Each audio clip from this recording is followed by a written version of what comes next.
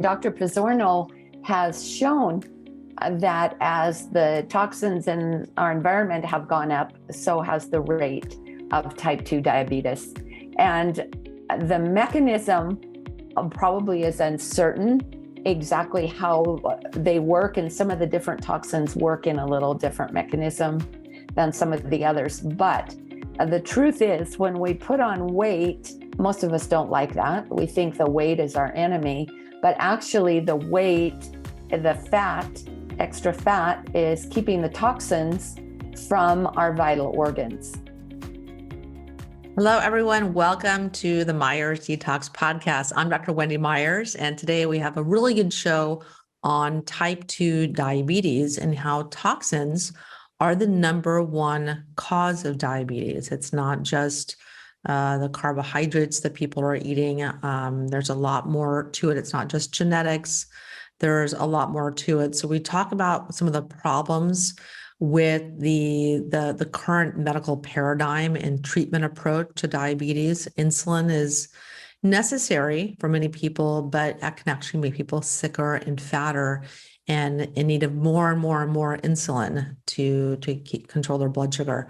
And this is a topic very close to my heart because my dad suffered from diabetes, and then he just became more and more sick. He needed more and more insulin, became fatter and fatter and fatter, which, exacerbated his condition. And it was just this downward spiral, which, we see a lot with the current treatment protocols that people are, recommended by their doctors, like the standard treatment protocol. And there's so much that you can do. And one of the biggest approaches is detoxification. Of course, you have to improve your diet and eat, fewer carbohydrates. But the thing is, a lot of people are going low carbohydrate and they're not reversing their condition completely. It's not the only answer. It's more complex than that because people have been stuffing their face with carbs for forever. Since the dawn of time, since grains were being cultivated, rice and wheat and things like that. And the diabetes was very, very rare up until, a few decades ago, maybe, 50 years or so. So there's a lot to be had in regards to this conversation. And we talk about some of the ways that you can reverse diabetes as well. So really good show. So tune in. And a lot of you guys watching this show, watching this podcast are concerned about your health in many ways. You're not looking to just detox. You want to feel better. You want to feel more love and peace and joy. You want to feel physically better in your life. That's why you're listening to the show, not because you want to do infrared saunas and coffee enemas, So in my work and working with thousands of people, I found that, doing emotional trauma work is as important, if not more important, than doing physical protocols for your health, like detoxification, working on your diet, taking supplements and things of that nature, because the research is clear. Over 65% of physical health issues are the result of unresolved emotional trauma, specifically the relationship that you had or the abuse that you suffered at the hands of your primary caregivers, or emotional neglect, where you were cared for, all your needs were met, but you just didn't have any kind of emotional connection or never asked how you felt, or your emotions were never talked about. So those people can dissociate from their feelings, can feel very numb, and have just as many problems, mental and physical, as someone who was abused. So I talk about all these things and more, and how to successfully address and release emotional trauma permanently in my Emotional Detox Masterclass. So it's definitely worth your time to check it out. And so you can watch that at emo-detox.com, emo-detox.com. Check it out.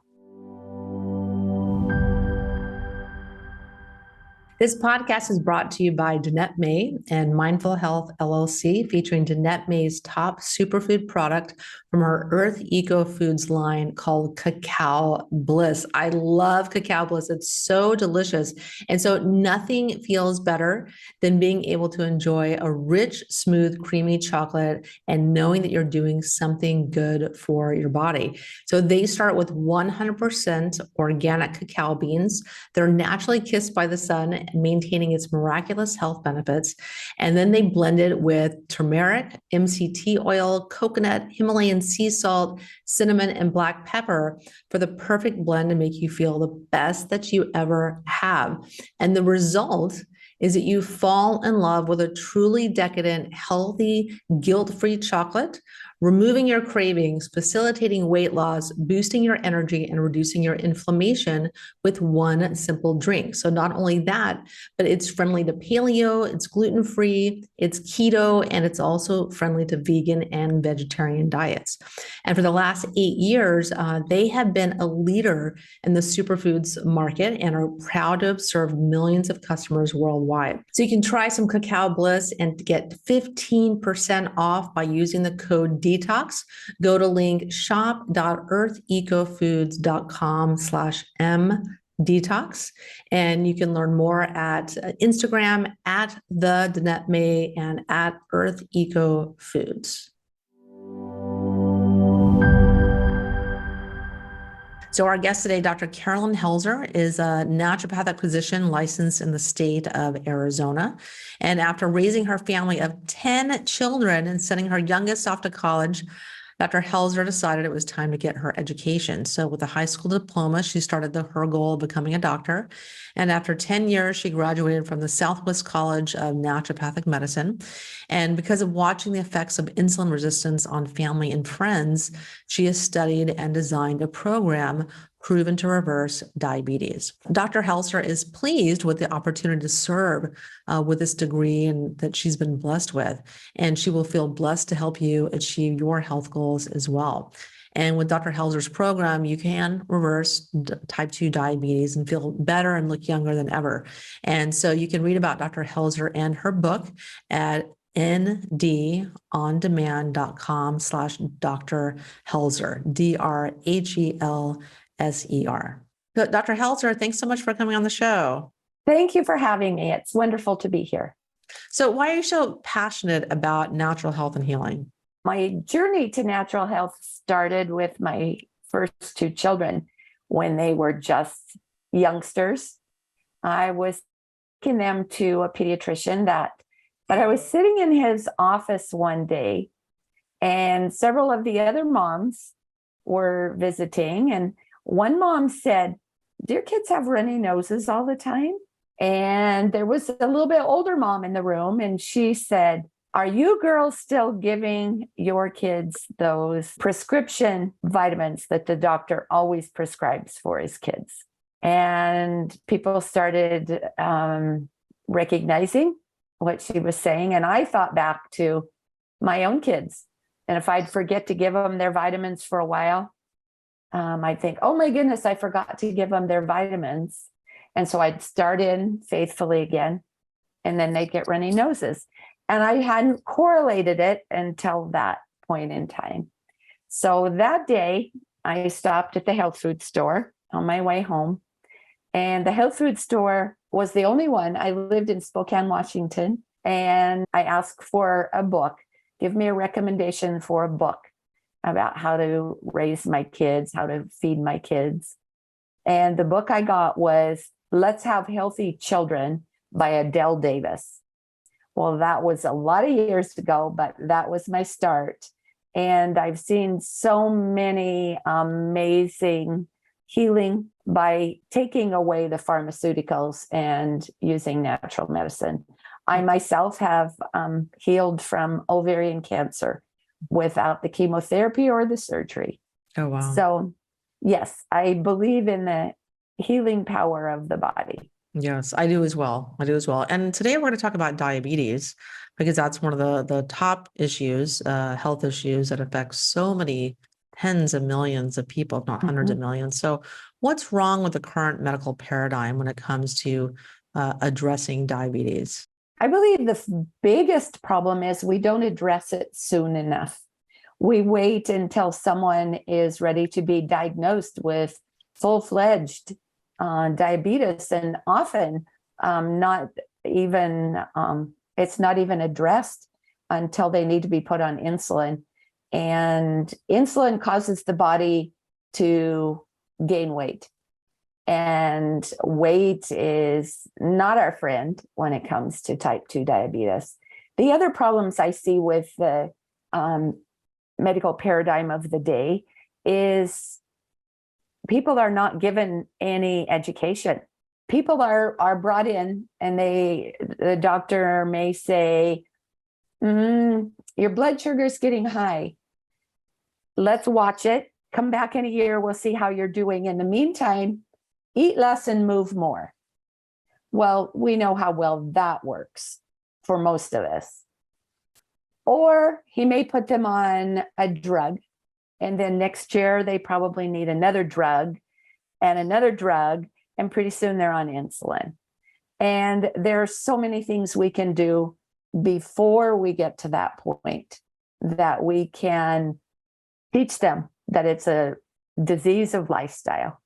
Yeah. So we need to start with lifestyle. One of the other big problems I see with the medical paradigm is people are usually told you need to eat several small meals a day to keep your blood sugar stable. And that is truly the opposite of what we should do. We should eat one or two, or possibly, if we're extremely active, 3 meals a day, but certainly not snacking. Our bodies need time between meals to do their detox. They can't detox as long as there's just food coming in constantly. Yeah. And this topic's really passionate for me because my own father had really bad diabetes, and I watched him suffer. I watched him go from the pills to then taking the insulin, and the insulin causing him to gain even more weight, and then your blood sugar gets even more out of control. You need more insulin, and it's just this vicious cycle that doesn't work. And then eventually, people have blood sugar issues that develop cancers as a result of that. And I firmly believe that his being on cholesterol medication for 10 years led to him developing diabetes, because his diet was pretty good at the time that he developed the diabetes. So, and there's research out there. Can you talk about that a little bit, about the cholesterol medications, the statins that people are taking, and the contribution that lead to diabetes? Well, the thing that the statins do is lower cholesterol. We actually need that cholesterol. That cholesterol is what builds all of our hormones. Without our hormones, the body can't do its job. Another thing that the statins cause is a lowered energy resource. And if we don't feel like getting up and moving, that also is going to lead to type 2 diabetes. So those would be the main things I would say that the statin is doing, besides some of the underlying things that I'm not sure we know exactly what they're doing, what their mechanism is.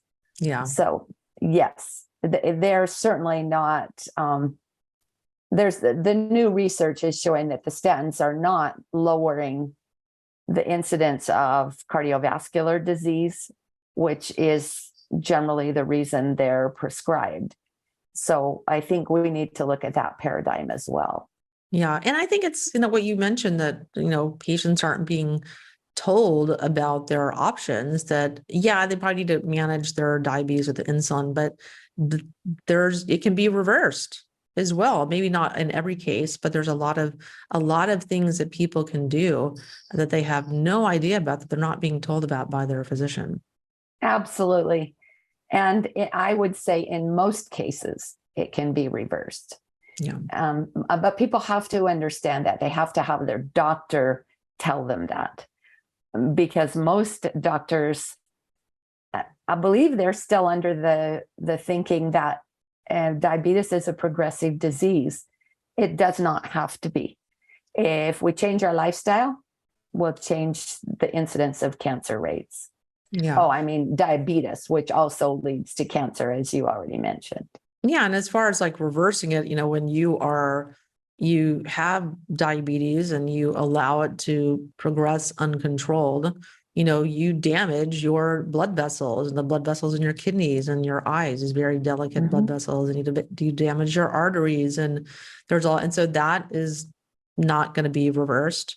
But you can, improve overall your blood sugar control. Yes, definitely. Yeah, but we don't want it progressing that far.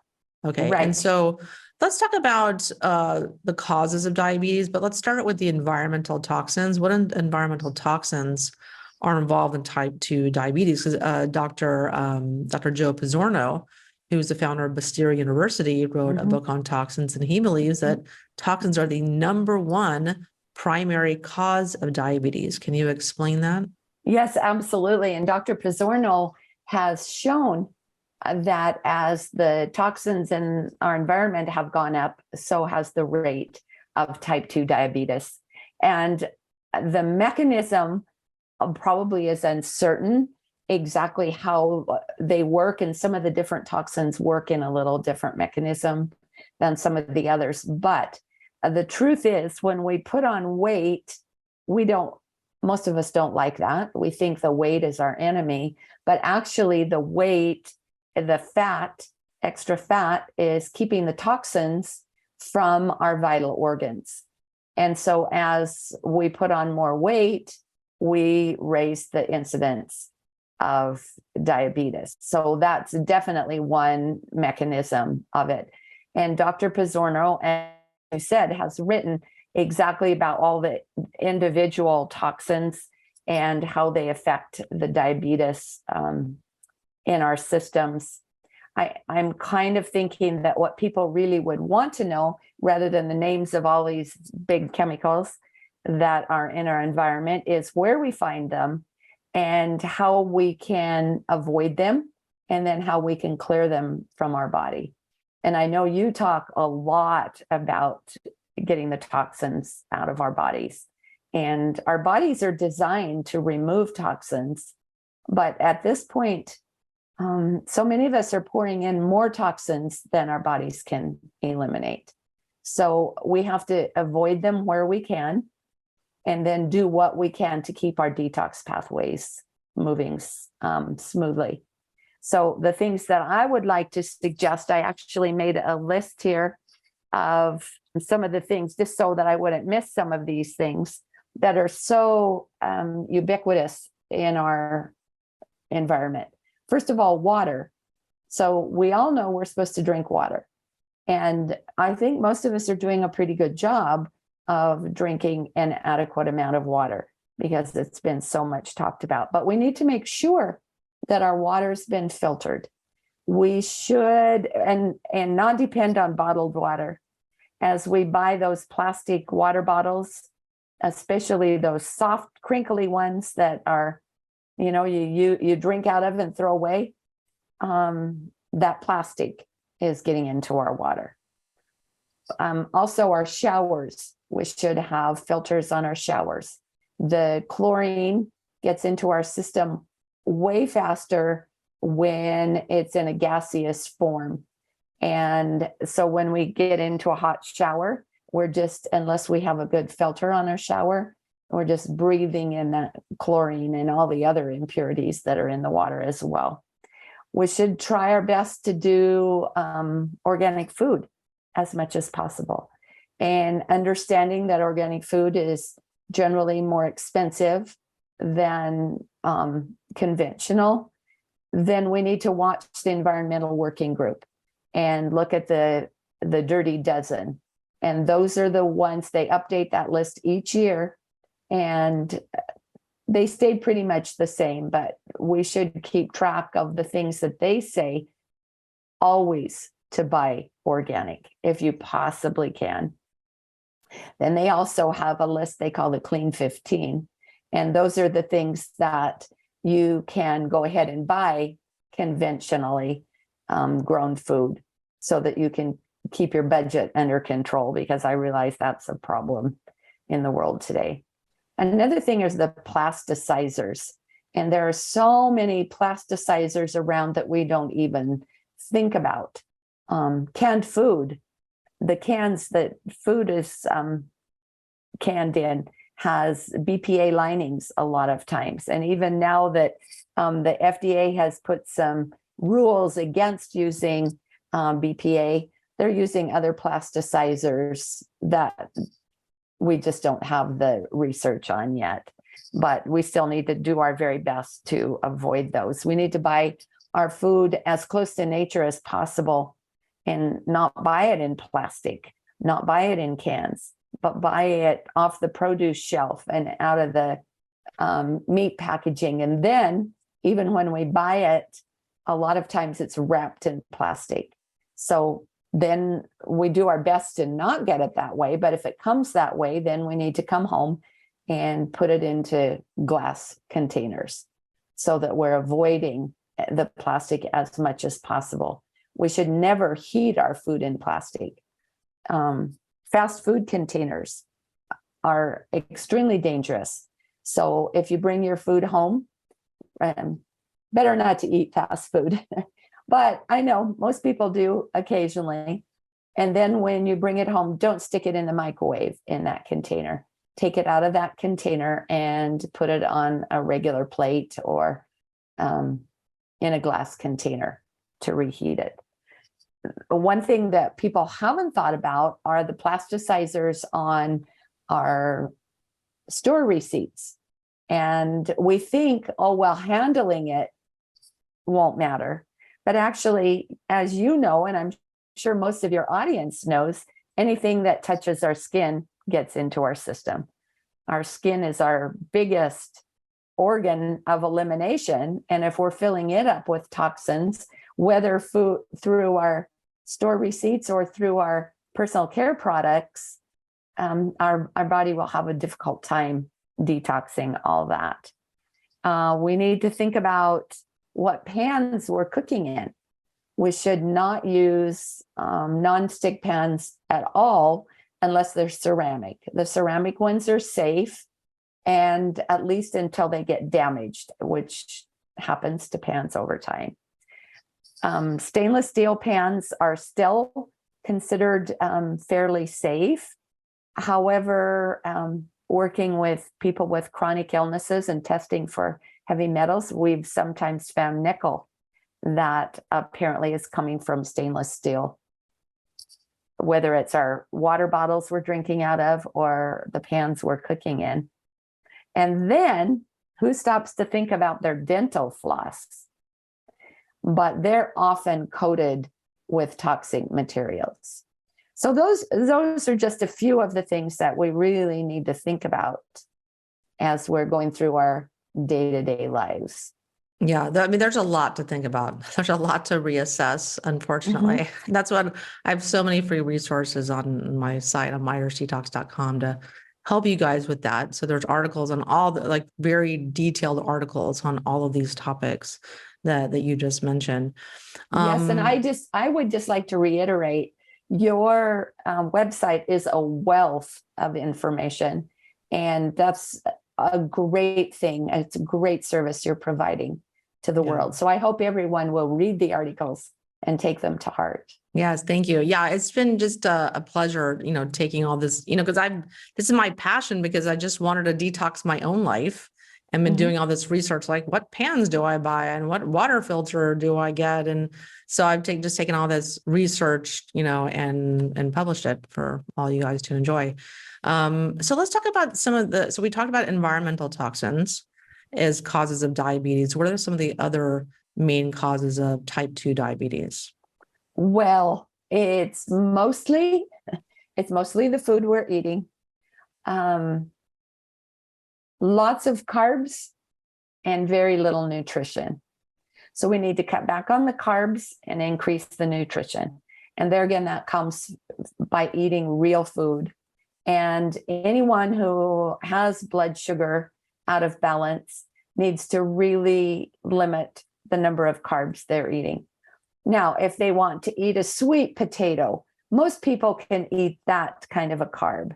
The grains are a little harder for most people's bodies to handle, but certainly the fruits, the vegetables, the meats, the poultry, the eggs, those are all wonderful things. And since we start with them from scratch, they're generally much healthier. Another cause of, or at least something that really contributes to type 2 diabetes, is lack of exercise. We all need to get up and move. In fact, I was just reading an article that talked about how valuable it is after each meal to take a 10 or 15 minute walk, because that encourages the glucose, it encourages the insulin to call the glucose into your muscles, which is where it needs to be expended as energy rather than being stored as fat. So it doesn't need to be, we don't need to go to the gym and pump weights for an hour every day. We just need to move. And sitting is not good for us. It causes everything to stagnate. And so everyone needs to do whatever they can to get as much motion into their life. If we have a sitting job, we need to set a timer, get up every 20 minutes, and at least move around for 2 or 3 minutes before we sit back down. And a working desk, a standing working desk, has actually been shown to help a lot, because then we move around a whole lot more than when we're sitting. So those are some of the causes besides all the toxins. And do you have any knowledge on emotional trauma at all contributing to diabetes? Well, I don't think I know any research right off the top of my head that shows that, but I believe anyone who's worked with any patients, the value of working with emotional trauma. Any stress causes our body to not work as well as it should. One of the things that I think is contributing to diabetes is a lack of sleep. Most people are just not sleeping well or sleeping enough. And certainly emotional trauma leads to trouble with sleeping. So that's one thing. And I just believe those traumas get buried deep in our cells. And then if we're predisposed to diabetes, that will be where it will manifest itself. Yeah, that's really good. I like that you pointed that out. Yeah, because any kind of stressor can cause sleep issues, and that causes blood sugar issues. I mean, I know for me, when I don't sleep, the next day I am stuffing my face. Like it's uncanny that you just have poor blood sugar control. And the research shows you can have the blood sugar control of a type 2 diabetic if you've had less than 5 hours of sleep the following day. So you have to be really, sleep's so important. Let's talk about actually like the other types of diabetes. So there's, type 1 diabetes, type 1.5, which is, they think it's an autoimmune type of diabetes. Can you talk about those at all? Well, my specialty is type 2 diabetes, so I've definitely put the most time into studying that. But from what I understand, the incidence, so type 1 diabetes is increasing in incidence as well. And so I'm convinced that toxins in the world are involved in that as well. And since it usually or often strikes young children, I think it behooves us as parents to be very careful of how we're feeding our children and how we're encouraging them to move, not sit in front of their screens all day long. And of course, all the autoimmune diseases, like you mentioned, type 1.5 diabetes, that is autoimmune, those are all affected tremendously by toxins. I met a lady who was diagnosed with MS, which is autoimmune, and she was in a wheelchair. And when she first went to visit with a naturopath, she said, "I don't want to be in this wheelchair.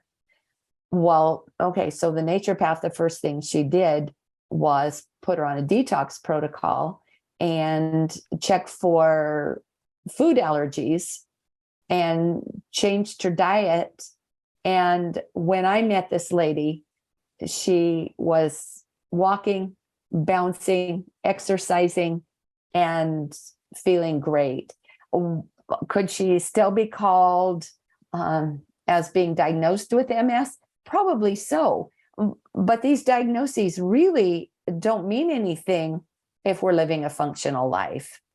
So if we can do anything to improve our life by detoxing, then we'll make a big difference for ourselves and everyone around us. Because if we're ill, just like you saw with your father, it wasn't just he who suffered, it was the whole family. Yeah, for sure. So we want to be strong and healthy for our families as well as for ourselves. And can you talk about some of the specific toxins that contribute to becoming diabetic? Okay, so there's lots of PFAS, and that stands for, oh my goodness, let me see. I have it written down. Oh, honey, don't right even here. say it. You don't need to say it. The PFAS. Yeah, they're getting really ubiquitous. You might find that in your toothpaste. You might find those in your dental floss. You might find those in your nonstick pans. You might find those actually in our food as it's getting into our soil. The plastics are just definitely contributing to type 2 diabetes because they're just everywhere. So I'm considerably older than you. And I remember as a kid before the days of plastic. I remember when store-bought bread was wrapped in wax paper. We took our sandwiches to school wrapped in wax paper. We didn't even know what plastic was. And type 2 diabetes was almost nothing back in those days. It was very rare. And just in my lifetime, I've seen it just grow exponentially. And I do know it's the type of food we eat, as well as all of the chemicals. Okay, so one that is really so ubiquitous in the world are all the pesticides, the glyphosate. My husband and I eat almost 100% organic food. And I recently ran all of our toxin panels, and we both have glyphosate. Well, you wouldn't think it would be coming from our food. It could be because we live right by green space where they spray all the time. It's in the air. Perhaps our neighbors are using it. It's just really difficult to avoid. Dr. Krinian, who is now deceased, but who was an amazing environmental medicine doctor, he always said, when you come in the house, you should always take your shoes off because you've walked through so many toxins. Don't carry them into your house. He also said, eat your broccoli every day and eat blueberries every day, because those will keep our detox pathways working better. Yeah. And can you talk a little bit about, ways that people can detox? We've covered, I can talk about that too, but yeah, we've covered, why you need to detox and some toxins that contribute to type 2 diabetes. Arsenic also does too. Yes. Arsenic's a big one. And arsenic is in a lot of our water. So we need to use a very good filter, and we need to have our water checked and make sure if you filter your water, it's a good idea to check your filter by checking for arsenic, because arsenic it's pretty detrimental to our whole system. Yeah. So, and especially if you're on well water, yes. Arsenic can be a common contaminant as well. Uranium yes. also contributes to blood sugar issues. Yes. I pretty much think any heavy metal we can name, or any persistent organic pollutant that you can come up with, which are so numerous, can contribute to whatever our weak link is. Yeah. So just because we have the DNA that, like you mentioned, your dad had type 2 diabetes, that doesn't mean you're going to have it, because you're going to do the things that keep you from developing it. So some of the things that can help, we mentioned sleep. Everyone needs to sleep. Our body is detoxing during sleep. And if we're not getting enough sleep, the detox pathways cannot be active. There are three, and we talked about water and how important that is, to have good, clean water and to drink plenty of it to keep the toxins diluted so they can move out. We need to be eating whole foods. We talked about that. I know you have a really dynamo product with citrus pectin and other binders in it. Those binders are what grab a hold of all these different toxins and pull them out of our system. But then we have to make sure, I like to talk about the 3 Ps. So it's peeing, perspiring, and pooping. And we don't always want to talk about those things, but unless we keep them going. Well, we love talking about it here. We love talking well, about poop and pee here and coffee enemas. Yes. So if we are not drinking enough, we're not peeing enough. If we're peeing too much, which can be a problem as well, we need to watch that. And that would be a cause to know that we need some kind of a binder to help our kidneys with the job. If we're not pooping adequately, unless you're having at least one very good bowel movement every day, you're constipated. If you're constipated, your the toxins are all being reabsorbed. They're not being carried out of the system. So that's an important thing. And perspiring, we all need to perspire every single day. Toxins are, well, what I was going to say, I think, is that saunas are quite amazing. And if you have access to a sauna, using a sauna 2 or 3 times a week regularly is very helpful. It's not necessary, though. We just need to perspire. So I live in Arizona. And so most of the year, all you have to do is go outside and take a good walk, and your whole body will be perspiring. So you do it in the middle of the day, and don't be afraid of being out in the middle of the day in the heat. It's very good for us. And if you live somewhere in a more mild climate, put on a hoodie and sweatpants and go outside and exercise and get that perspiration really going. So those things are all really important. Besides your fantastic supplement with the citrus pectin and the other binders, we could just use ground flaxseed and use that as a binder.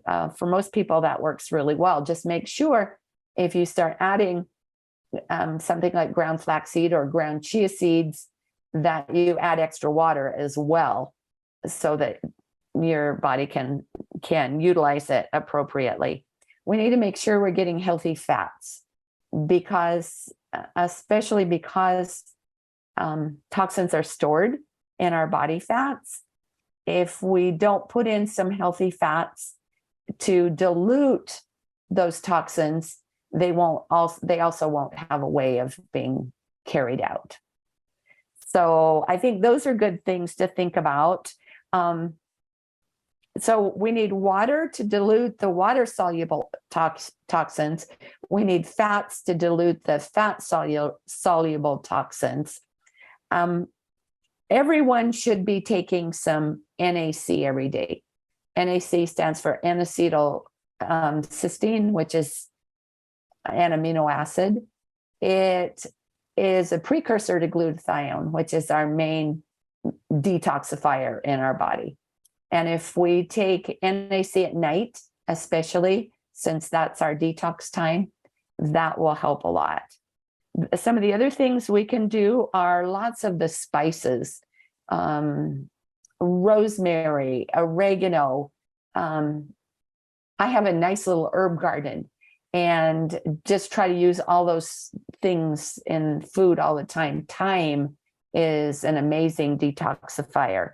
Vitamin C is so valuable and it helps so much. I believe I saw you drinking green tea. Yes, you did. Yeah, I love my jasmine green tea. Yes, green tea is an amazing detoxifier. Resveratrol is one that we've heard about that does it as a good antioxidant. Melatonin is a great antioxidant, and it actually is used in cancer to help eliminate the cancer because of its antioxidant effects. So if you're having trouble sleeping, melatonin can not only increase the detoxification, but it can help you sleep, which both help to detoxify your body. Spore-based probiotics are important for helping the body to detoxify and also to help keep the bowels moving.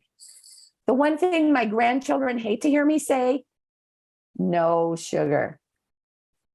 Sugar just is not our friend. And I'm not talking about the sugar in fruit. I'm talking about the sugar that's processed sugar, adding sugar to our diets. Yeah, that's a huge one. And, and one thing I wanted to mention about, when people are diabetic, they're told to go low carbohydrate. And that includes, refined grains and sugars and bread and pasta and things like that. But just doing that alone won't necessarily reverse diabetes, because I think it's part of the issue, like the diet's part of the issue, but it's not 100% of the issue, because a lot of people will do that and their condition might improve a little bit, but it doesn't reverse totally. Because there's been, for millennia, people are stuffing their face with carbs, like the Italians and, just a lot of other cultures are eating rice and bread like it's going out of style. But this is a more recent phenomenon. Like a lot of people have been eating a lot of carbs and they don't develop type 2 diabetes. So it's not just the carbs.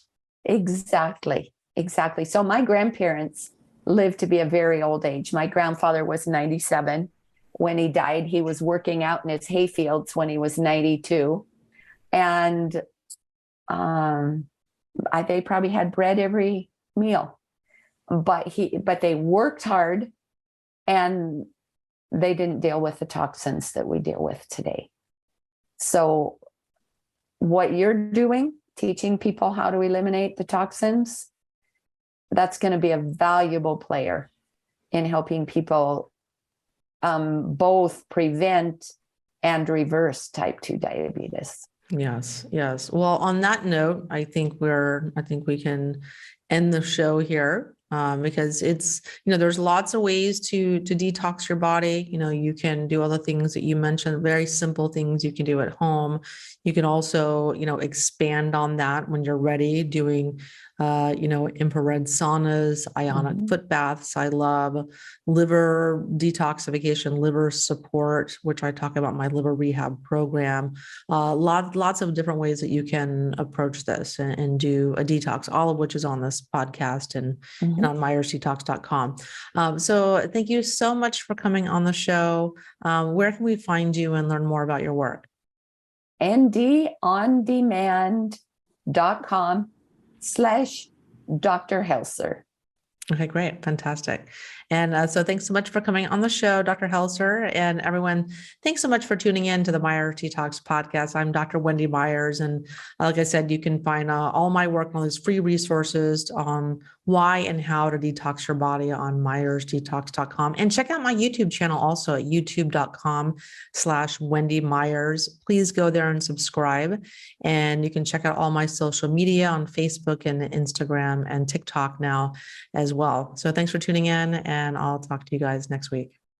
The Myers Detox podcast is created and hosted by Wendy Myers. This podcast is for information purposes only. Statements and views expressed on this podcast are not medical advice. This podcast, including Wendy Myers and the producers, disclaim responsibility for any possible adverse effects from the use of information contained herein. Opinions of guests are their own, and this podcast does not endorse or accept responsibility for statements made by guests. This podcast does not make any representations or warranties about guest qualifications or credibility. Individuals on this podcast may have direct or indirect financial interest in products or services referred to herein. If you think you have a medical problem, consult a licensed physician.